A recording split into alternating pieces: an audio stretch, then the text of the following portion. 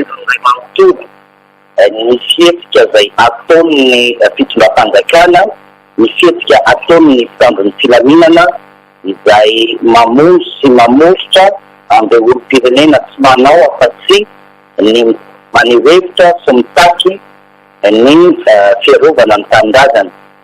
Milohana amin'ny hery manontolo zany izay efa nitakitahana ny fahalalana maneho hevitra izay. Ny antony izy dia tsotra, isika atao hoe mpanao gazety ireo mpikambana atao anatin'ny hevitra ho amin'ny fahalalana maneho hevitra dia mitaky ny siny izay fahalalana amin'ny fanehoan-kevitra etsy ao amintsika izay. Kanefa noho ny fahitana ny zava-mitrandraka amin'ny Somamanina mandritra ny roa herinandro izay dia misy amin'izay fanosorosena ny fahalalana maneho hevitra izay no mahatonga antsika miombo amin'ireo mpitolona amin'ny Somamanina ireo.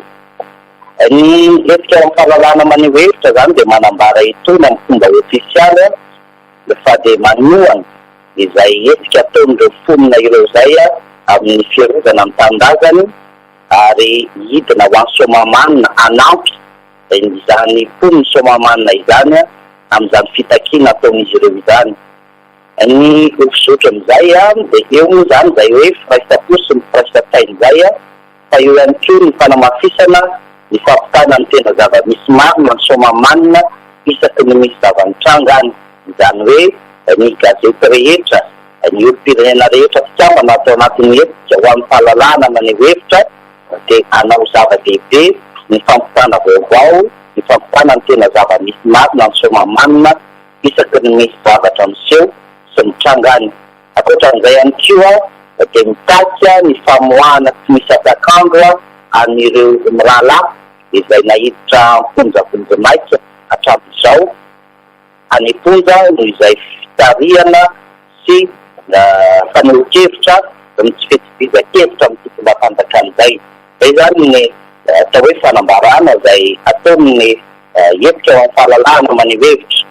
Angatahana ihany koa ny olom-pirenena rehetra iray fo, iray saina, iray feo amin'ireo vahoakan'ny Somamanina ireo satria mety androany sy rapitso ny vahoakan'ny Somamanina no hiarana izany famoretana vokatry ny hevitra tsy mitovy amin'ny fitondram-panjakana izany fa rapitso afaka pitso ihany koa dia mety ho isika, mety ho izaho, mety ho ianao na mpanao politika ianao na tsy mpanao politika na mpandrarano inona sehatra misy anao rehefa vahoaka malagasy dia mety hiarana izay antso izay ataon'ny fitondram-panjakana noho amin'ny fahalalana maneho hevitra izay. Izay amin'ny ankapobeny ny fanambarana raty amin'ny MLE.